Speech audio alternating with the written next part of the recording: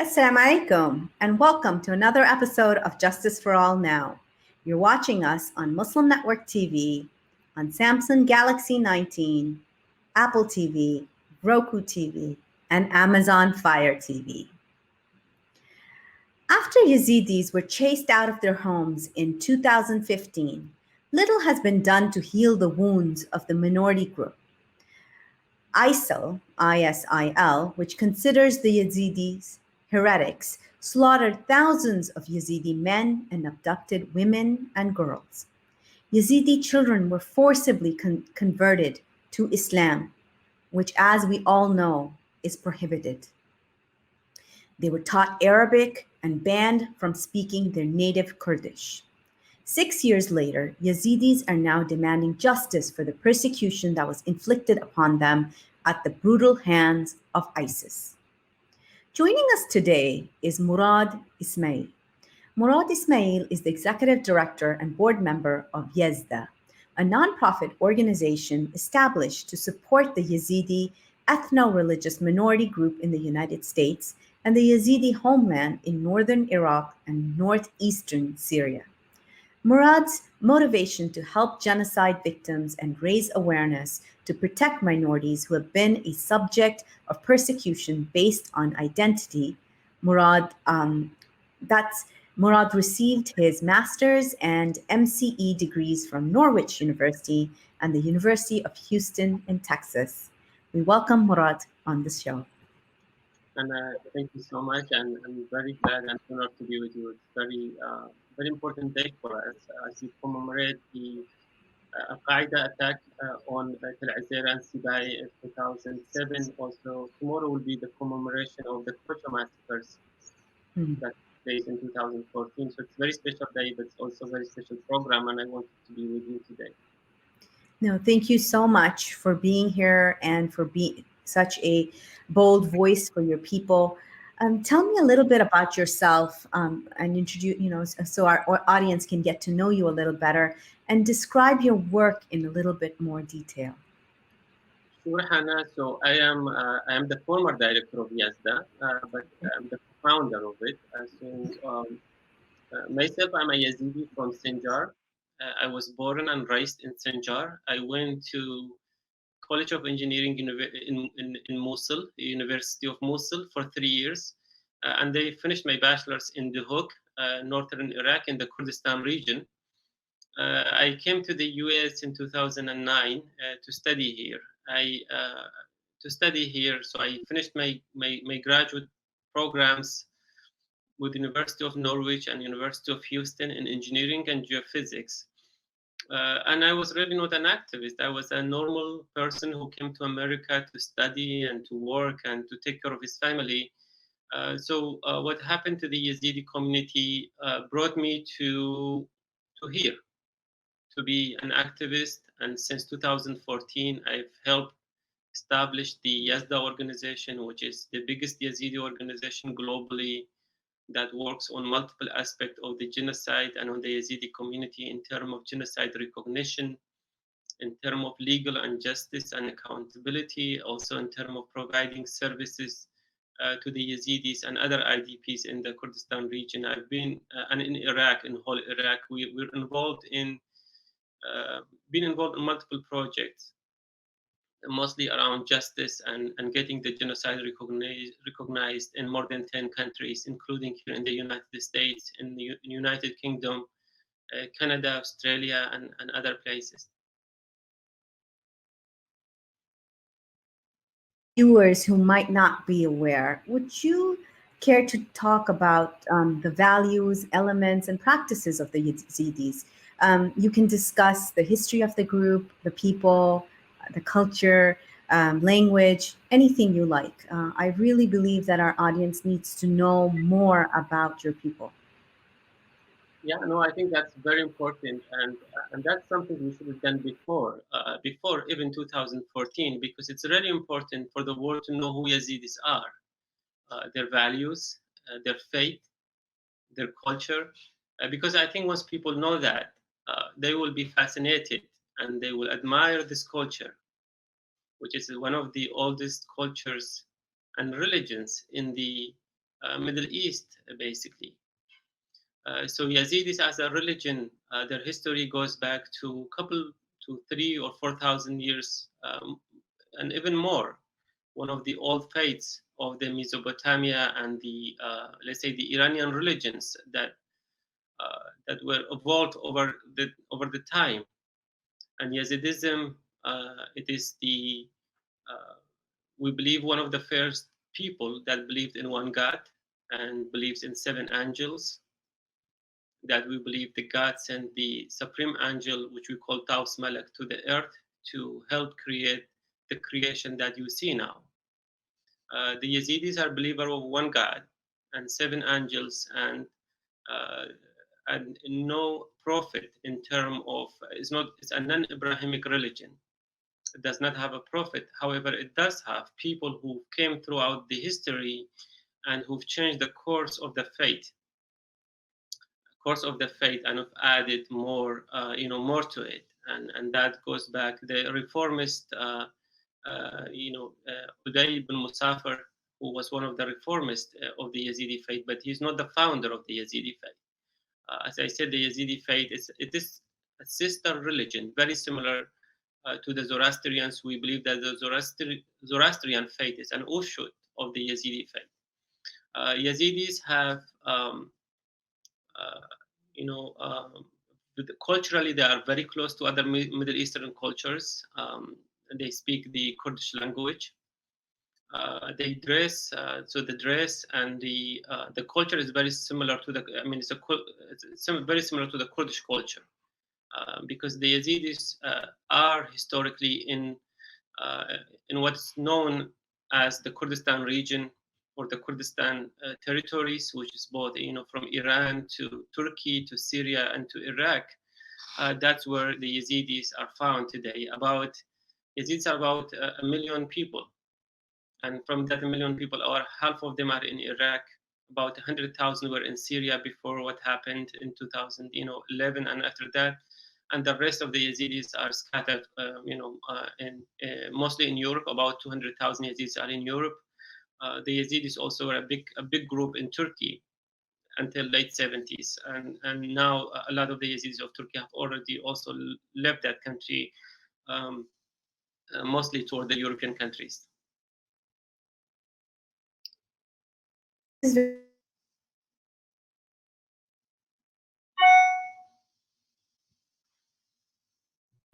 perhaps spread by a big misconception that's perhaps spread by media is that Yazidis are Christian, and this has and that's something that has been spread. And so, if yeah, this is very fascinating to learn. So, what are the places of worship that Yazidis worship in? What are they called? Yeah, so Yazidi have also been falsely being called offshoot of Islam or offshoot of Christianity or other religions, but it is, to our understanding, it's not true.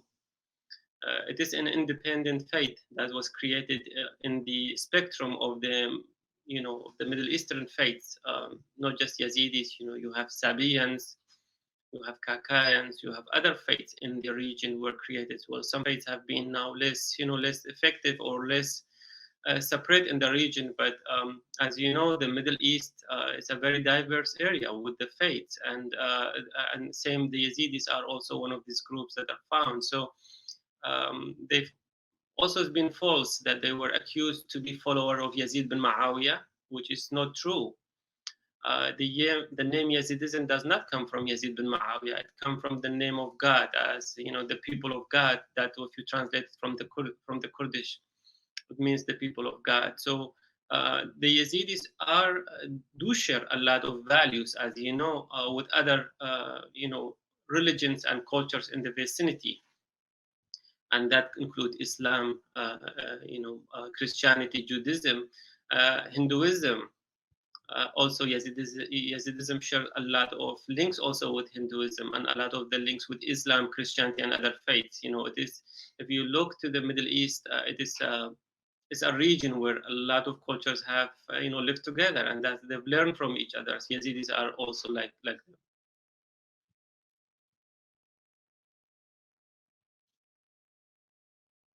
of discriminations have Yazidis faced over the past decade, and how has it culminated in a dangerous way with ISIL/ISIS?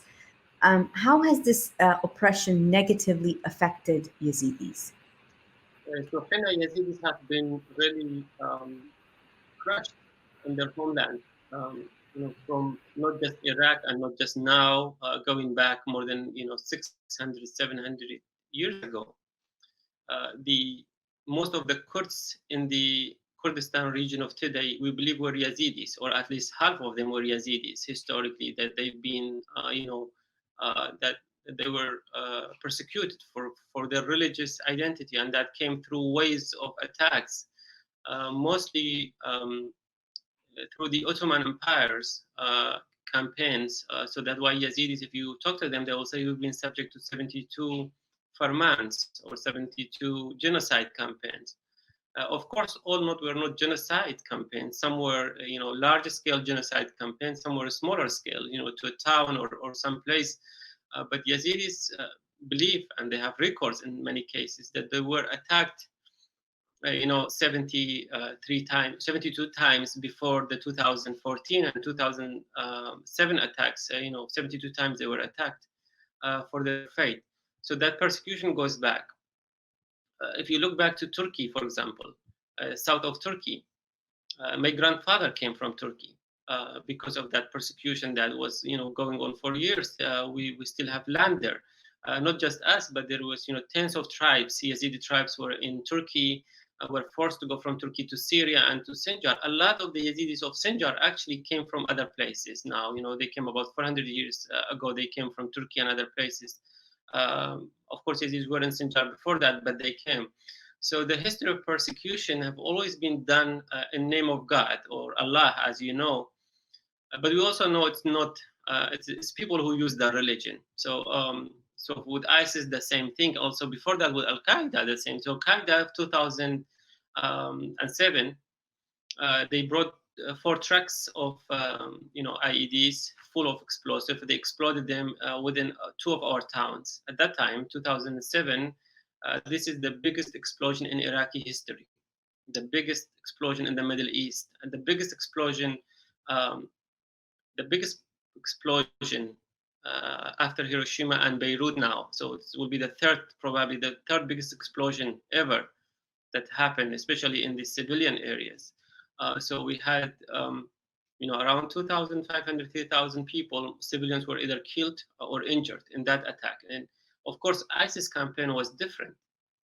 So ISIS, when they came to Sinjar, they came in 2014. Before they came, they had their what they call religious scholars. They decided that Yazidis were infidels and were not people of a book, and that they could not be treated as others, like Christians, Jews, and others, because it was not a legitimate faith. So what they did was they said that the men would have to be killed. So they put siege under Sinjar from all the direction. They said men should be killed, and women and children should be taken as slaves. And we should have full rights to them. And this is really exactly what they did. So within the first 2 weeks, about 12,000 Yazidis, men, women, children, were either killed or taken. And what ISIS did, as you know, not just the killing. So the men were killed summarily the first hours of their capture. But then, the women and the children were taken. And we have the records, we have the names from that number who were taken to captivity. About 6,800 were taken to captivity. We still have about 2,800 who are still missing. We're still trying to extract them from various places in Iraq and Syria. And you all know how systematically ISIS used, the Yazidis as sex slaves, also extracted their children from their families, and they give them away to others. It really is a terrible, terrible thing that was done, oppression that was committed and documented. And that is one of the differences, perhaps, that the world is able to watch now and document these genocides, whereas in the past they were not able to do so. So in 2014, about 550, and correct us if we're wrong, 550,000 Yazidis were settled in Iraq and Syria. So in Iraq, about 550,000 to 600,000 were in Iraq before the genocide. In Syria, about 80,000. A very violent oppression of that year has had a lasting impact on Yazidi people living not only in that area but around the world. How has your community reacted to this? To this violence, to the after effects of these violence, and what are some of the things? You mentioned before that you yourself got motivated to leave your life as an engineer and become an activist and advocate for your people. What tell us other ways that the diaspora has responded? Yeah, I mean, indeed, this was on a scale that was too much to take in. As you know, we're all consider ourselves as civilized people, and we consider ourselves at the time of enslavement, the time of injustice on that large scales. We thought it was over. Indeed, we thought it was over. We were thinking, I think, as the Yazidi community, we were thinking everyone within his or her situation. Inside Iraq, we were integral part of the Iraqi society. Inside the Kurdistan region, we were integral part of the Kurdish society. Also in the West, same, just as the Muslim community in the US. We were looking into normal life, trying to trying to come out also of years of injustice, lack of education. We went back to Sinjar even before. The first people who start going to school was like 70s. The first doctor we had was in 90s, and we had. You're talking about a community, a rural community that is just as like rural community you see in Yemen, or let's say in other like Morocco or Tunisia or other country. Community that was trying to build itself. It was all new to us, and we were trying to build. And uh, when this came on this scale, it created a level of trauma that you wouldn't. I never imagined existed. The Yazidi community now is dealing with a level of trauma that they never experienced before, and probably even as a human society has not been experienced before. Because maybe for a community that was subject to enslavement, 500 years ago would be different. But now, because people are more civilized, they are more in peace. So if that happens to you, imagine I've sit down with Yazidi girls who are just as you, conservative, protective. They look for marriage, for they look for building a family. Those children were taken and were raped on systematic basis. I've had meetings and sit down with girls at the age of 8 or 9 who were not even physically, qualified for sexual relationship, and they were harmed. ISIS also took Yazidi wives. Like, I've met with a lot of the husbands where ISIS took their wives. So what happened, what you call a sharaf, as you know, honor in our cultures, your culture as well, when someone stabs you in your heart, that what did ISIS stabbed us in our heart and in our soul. They also did it so cowardly. They went after children and women, and I think that's definitely not a Muslim value. That's definitely not a human value, and that's nobody's value when you go after other communities.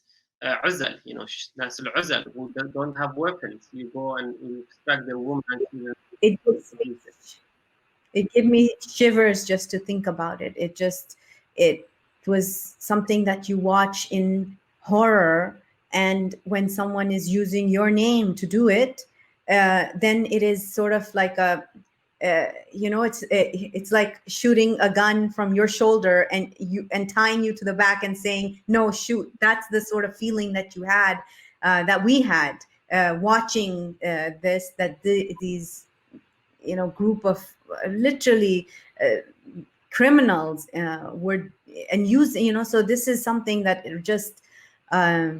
it makes me shudder to think about it, and cannot imagine the pain that and the sad part about it, when in our communities, because Isa is such a elevated to such a level, that women suffer double, because their Isa has been attacked, and then after um, the attack, then again they have to relive the trauma, because then society, it's very hard for society to accept them back.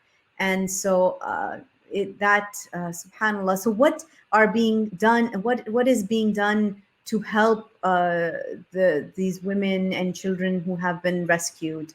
What are ways people who might be listening and watching can help? Yeah, no, I think you raised some really good points. I want to talk a little bit about that before I go to what needs to be done. And I think that's to me really important. Part of the work I've done, I want ISIS exposed. So first to the Muslim communities around the world, that who they are, because what they are going to do and what they've been doing, that's what also Al Qaeda did, and other what they call them radical Islamic groups, what they call themselves did. I think the Muslim communities around the world should know who they are. These people are much worse than animals. In fact, they have no base of humanity. They have they don't even meet the minimum bar of being called human beings. What they go around the world with social media, and that's why, for this particular reason, also I want to talk to you, because I want this message to get to the Muslim world who are on Facebook, on Twitter, on other places. Don't listen to these crazy people who come and use the name of God, because they don't even themselves don't know who God is. They themselves don't even believe in God. What they do, they use their faith, because the religion is the easiest way to get people, the easiest way to get people emotional about something they believe in. So they go after young people. They go after people. In some cases, people who are educated. We had doctors who traveled all the way from the West, or who were in Iraq or other places, going and raping children, believing in this ideology. And so this brutality and this what now they call a movement, um, we cannot defeat it without the Muslim community. And I believe that the Muslim community have already they've risen, and they have said no, and they are saying no to it. Also, it's really important to hear mention, a lot of Muslims have helped the Yazidis. A lot of the Muslims have put their life at risk to rescue Yazidis from captivity. I know of cases for fact, when we were in touch with them. These people have risked their lives in Iraq, to rescue the Yazidis. There are people who stood against them. I sit down also with a Sunni Muslim who ISIS killed 6 or 5 of his brothers. So it's really important also globally to understand that when we talk about ISIS and this criminal group, we don't target Islam, and we don't target Muslims. We have to be very discreet about who we target, and we have to be very discreet in our respect to every religion and every faith, and everyone, just in America or in Europe or anywhere. We should all have the choice, to practice our faith. Now, you said something about how Yazidi women are suffering, and you're right. How the women um, were subject to much more burden. So the women are in the whole Middle East. They are coming out of years of injustice. As you know, they are still not out of years of injustice. So the injustice still continues as we speak now in a normal society. So in addition to that, then you have enslavement. Then you have all these women where the husband is killed now, and the woman is left with 5 children or 4 children or 3 children. She would have to take care of them with zero income. So I've sit down with a lot of these women and girls. They said, we forgot about what happened to us. What we want now is to take care of our children. We want to take care of our families. We want to give a dignified life to our daughters and our sons, so they don't, so they can just live. Um, it's really important that the Yazidi community didn't come out of genocide, to heal itself. It's still in a genocide.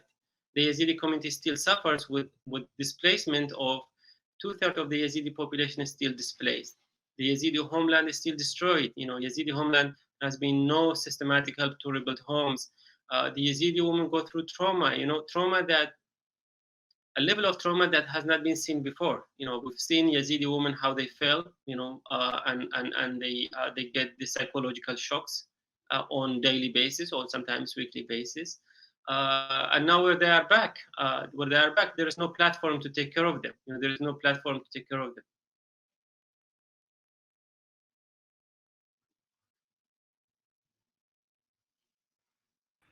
That's something very important to note, is because they're not coming back to a society that as is functional.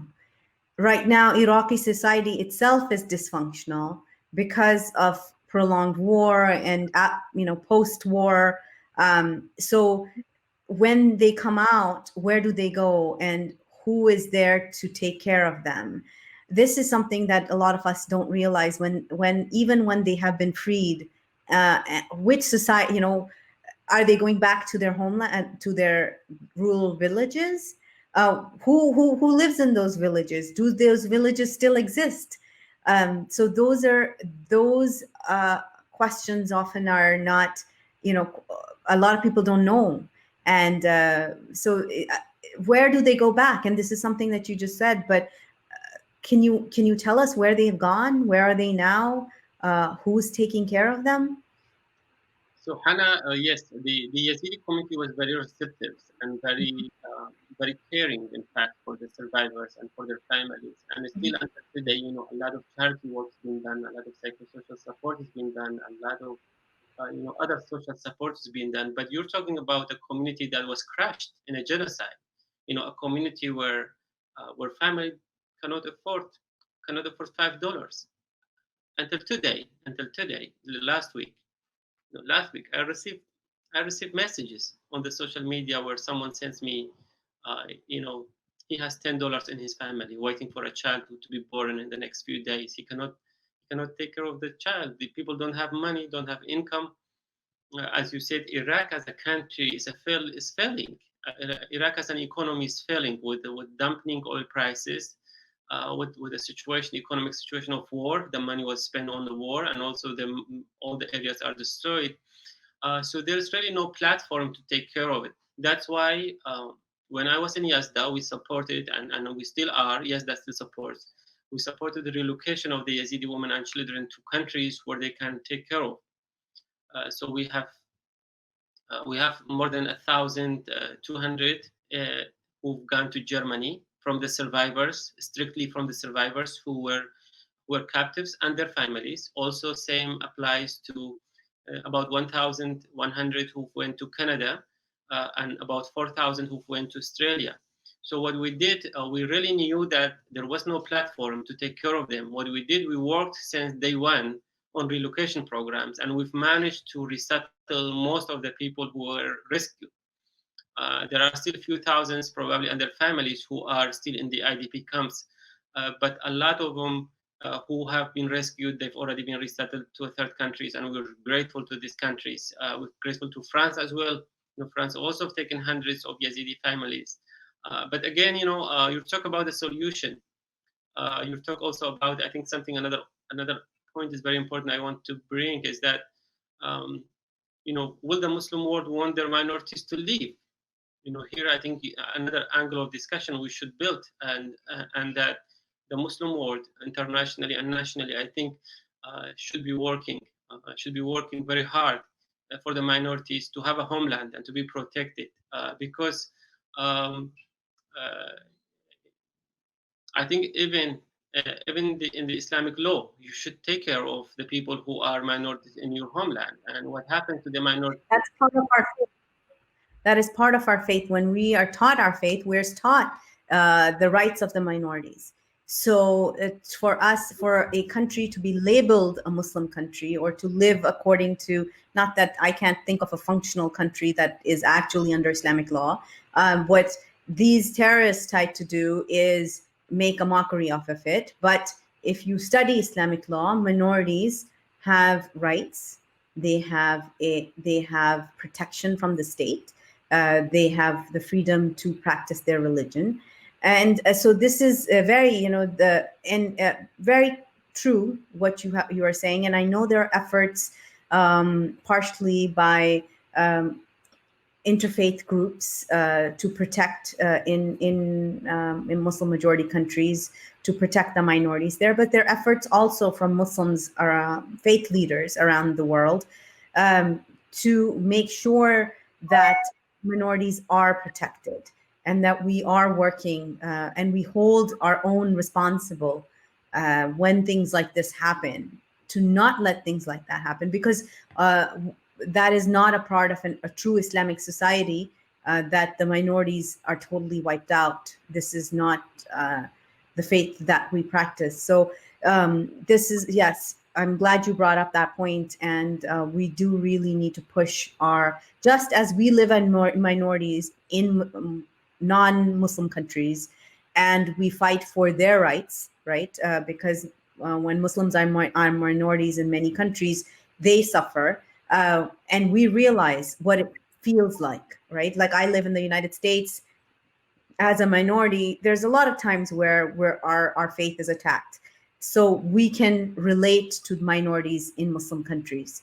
And I really believe there needs to be much more effort put in by Muslims in Muslim majority countries to protect their minorities. I can't agree more about that. I mean, if you look into what's happening, like in Rohingya and other places in China, where minorities are persecuted, and in some cases, Muslim minorities are persecuted. I think the idea of persecution of minorities, it's a global issue. It's a global issue that's not restricted to any religion or any faith or even any country. What's going on for many years now, hundreds of years, where faith become a weapon, where faith become a weapon used for political and for other objectives. And this is what we see is faith is being used, and it's being used not just now. And honestly, it's not, and that's why it's really important to take it seriously. And it's really important, I think, also for the Muslims of America, yeah, to first know who these groups are, because we really don't want anyone to buy into this ideology anymore. It's destructive to the family. It's destructive to their own values. We don't want anybody to buy into that. That's one thing. We also want to, the help and awareness, to be for this not to be seen as just like a Western values thing. We need to create these values within our own Middle East, our own, like, all these areas. We need to create the new values, a new set of values where people could be, could have different religions, where a woman could be a woman and be proud and be equal. You just it's not just minorities. If you, for example, the rights of women, I mean, we have miles and probably hundreds of miles more to go. I have a question about the 2,800 about Yazidis that are still in captivity from the initial capture done by ISIS. How best do you think human rights organizations and everyday citizens can work to raise awareness about these Yazidis, and what can be done to get them out of captivity? Rescuing just become very difficult, because the children who were taken were very little in 2014. Now they are young boys, and now they don't know who they are. Like, for example, that's for the kids who were taken. For the women who were taken, I mean, they are scattered all over places. Some are still in the places, for example, where other radicals group in Afrin and other, Nusra and other groups in Afrin and other places. Now they have different names, but essentially they are same terrorist groups, but with different names in northern Syria, in control of some areas. You have in some cases where women are in houses where basically they need someone to go and help them. In some cases, some of them have had children, and they just subjected, or they just accepted the situation, and they don't seek to come back to the Yazidi community, because now they have some children that they don't want to come back. So you have a collection of problems. It's a very complex situation. That's why for example, we asked the Iraqi government to, along with the international community, to create a group, a rescuing mission to go and look for these people. I think another thing that we've always asked for the Muslim leaders, like the religious leaders, to tell their Ra'iyah, or the people who their followers, that if you know anything, any information about the Yazidis who are missing, please come forward and tell. If you know a child who is somebody else's, who's not their family's child, come forward and tell the authorities. Let's say if it's now SDF or some other authorities in Syria, or like Iraqi authority in Iraq, then we want to extract these children back to their families. It's been just a very messy situation. As you know, most of the families who were taken, the entire family was taken. So in some cases, you have one young boy who was saved, and he just cannot go and look for his family. He himself or she herself is not in a situation to go and take care of it. And there has been no systematic rescue except of an office of rescue have been established by the Kurdistan regional government, and honestly, they've been doing great work. Along with the Yazidi survivors, and for that reason, we have about 3,500 who have returned already. Without that effort, there will be no return. So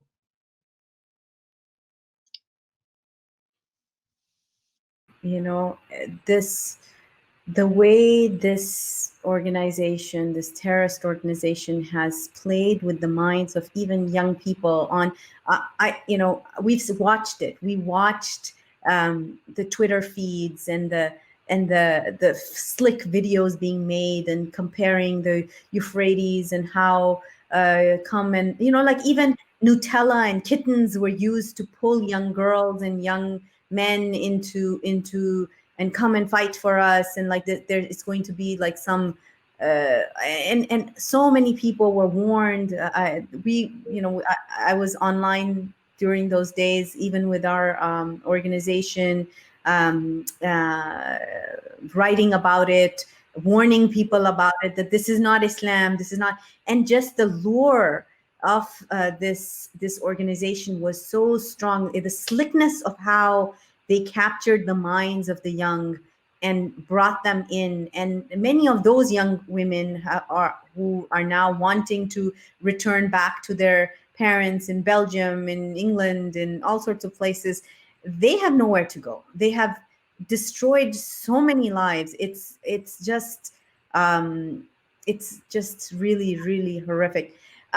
What recommendations do you have for national and international governments in terms of raising, we talked about this, about raising religious minority groups around the world facing discrimination, and forcing those governments to be more open and inclusive?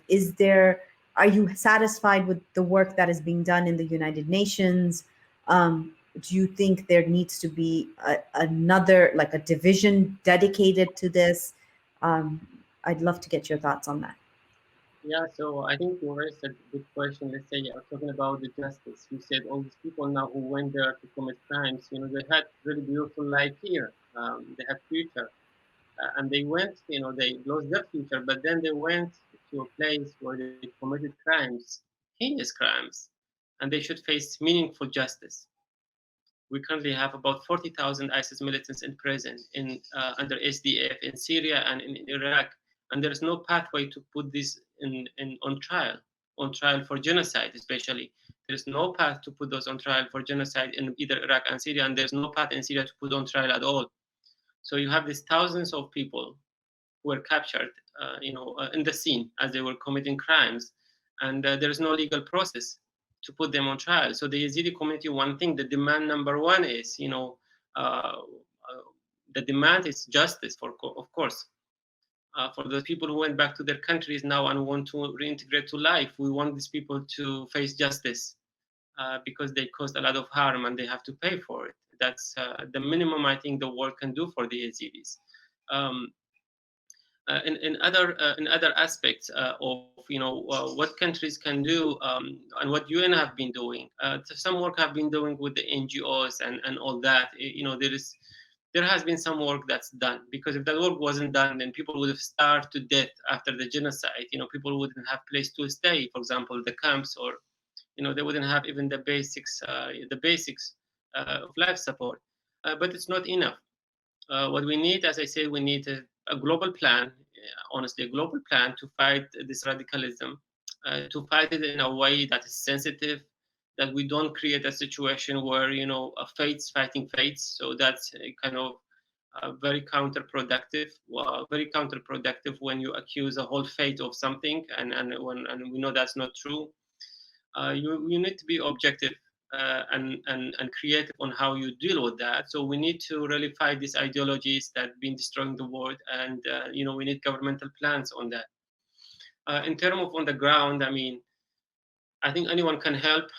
There's great Yazidi organization. I think individuals can help. Volunteers could help. Go to the area and help rebuilding. A lot of issues are require Iraqi government to act.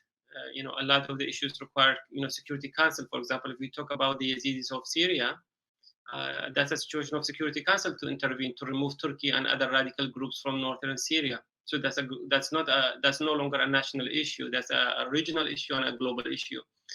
Um, so a lot could be done. It is just you need goodwill for it, and people really have to act. One thing is really important to understand is that the genocide is not over, and the Yazidi community continue to suffer. They continue to suffer, of course, for no reason, just for being a Yazidi, and that's really the big message, I think.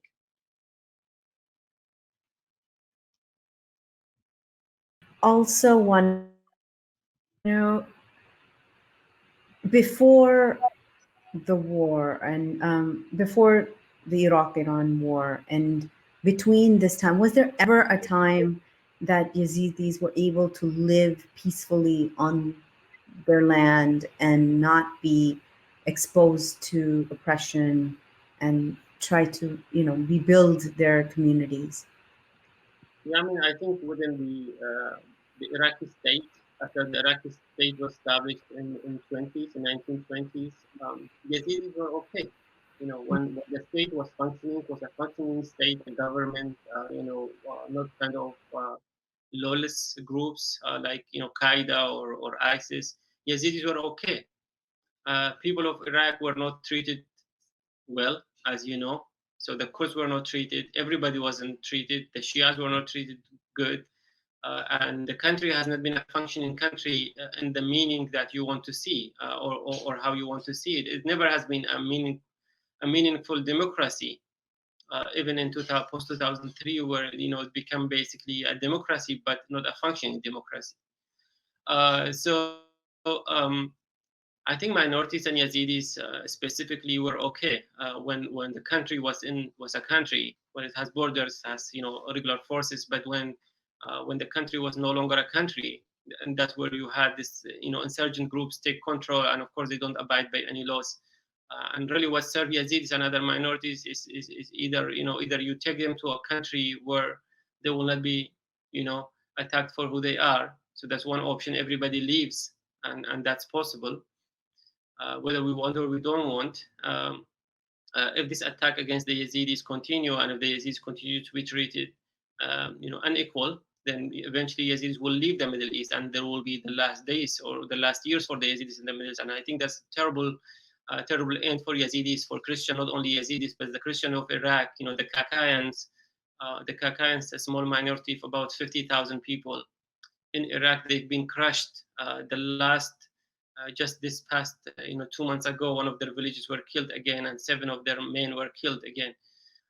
So you're talking about a situation where probably minorities would have to leave their areas. But so we have that option: either people leave, or either we come to building countries that are inclusive, countries that protect and promote religious diversity. I mean, not only protect but promote religious diversity. I mean, I've said many times, yeah, and if God wanted us all to be Muslims, we would have all been Muslims. If God wanted us all to be Christian, we would have been Christians. Or Jews, we would have been Jews. Or Yazidis, we would have all been Yazidis. Because if you believe in God with limitless power, then you cannot put borders what he can do, what he cannot do, or she cannot do. I mean, what he cannot do. You cannot put that. So honestly, the fact of even the base of forcing people to convert in itself is infidelity. I mean, it means you don't believe in God's will. So if you convert someone or you force someone to convert, that in itself means you don't believe in God, because if you believed in God's power, you wouldn't have done that, and you are really in no way God's wakil, or God's man on earth. Why among all population will be you? Sure. Definitely, that's just One thing that I wanted to ask you is how does the Yazidi population keep its ties to the faith now? If it's spread all over the world, especially after the genocide, is there a platform that you all gather on? How are marriages taking place? Is there this is something that how do you hold on to the faith now that you're dispersed and you know people have been evacuated and gone to different countries? Are you worried about them? You know, other forced not forced conversions, but missionaries. When these children are taken away by missionaries, you know, are you worried about that? What is the game plan for the community to keep the faith? yeah. I mean, it has not been. It is a challenge as well, but because Yazidism is an oral tradition, it's not a textbook, and it passes from a generation to generation through teachings, oral teachings that come from people who are specialized in the religion, and they are mostly in Iraq. And also, when Yazidi community was in Syria functioning, so there will be visits by the religious leaderships to these areas. So once you remove people from their homeland, you don't have that structure in place anymore, and it does create really challenging situation. And I think we're thinking about ways what what it will take for our faith and our community and our tradition to continue in the Western world. As you know, as you said, the challenge is not only forced conversion, but there are a lot of other challenges, cultural challenges. You need to create a culture that could live globally, a globalized culture that can accept the modern standards.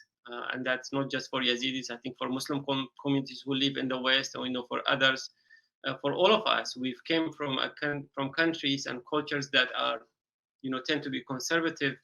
So we need to find a way, a middle ground, somewhere where we can keep our culture, but also at the same time be proud of the values that we have, in the US, let's say, or Europe or other countries, because you cannot have isolated societies in your homeland.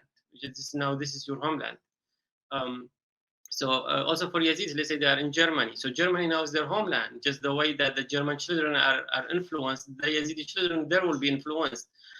So that's a challenge. I cannot assure you that all will be fine, but we are trying.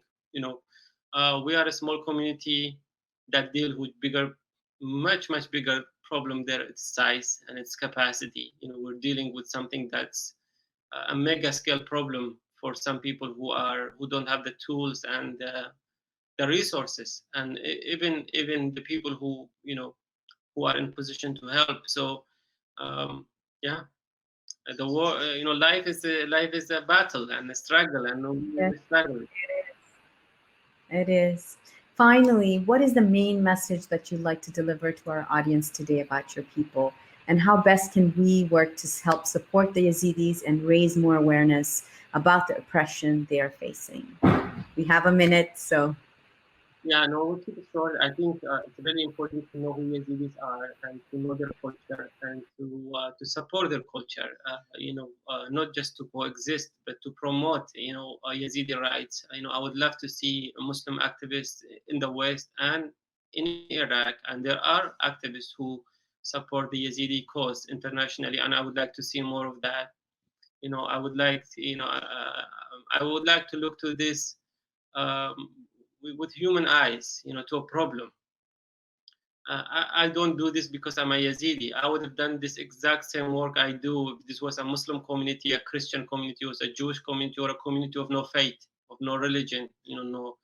I would have done this for any human beings on the planet, the because what's wrong is wrong and what's right is right. And I think people should know what happened to the Yazidi community was wrong, but was wrong not a simple wrong. It was wrong in a fundamental way. you know I think any of you or anybody who will watch this can just, like, for a moment, close your eyes and think someone coming and taking your child, someone coming and taking your wife, or even your mother. They've taken our mothers and they did to them what they would do to a girl, what they will do to a child. I think anyone can close his eyes or her eyes and can imagine that. The injustice is injustice, and and what God have given us all, we don't have say in it. We don't have say in it. We don't have a say in it, converting people, forcing people to convert, or attacking people for their faith. I mean, who we are to judge, after all. That's really my final words. Thank you for those profound words, because really, uh, this is a human issue. This is an issue that many of us, especially when we feel like we're removed from it because we're not there, and we watch. And a lot of us, I'll say this, even while it was taking place, it was hard to take. Many of us are so jaded that we think this is propaganda. This is they're talking. Maybe this is not real. Maybe this is they're using this another way to target Muslims. But when people know the facts, meet the people, meet the communities, just like Brother Murad over here, who is our brother in humanity, has come and shared everything that you heard from him, and it breaks your heart. And I'm sure many of you have read about this, and really wondered, who are these people, what happened to them. I urge all of you, and thank you so much for being here, Brother Murad. It is our responsibility to educate our communities, and to ask them to help amplify your voice, and to make sure that this chapter in history is not forgotten by anybody, because it is, our faith was used. So thank you all so much for joining us today. And as thank you so much to all of you for joining us today, as we end this show. And please keep an eye out on the action alerts that we sent out on justiceforall.org. And Assalamu alaikum. You're watching us on Muslim Network TV.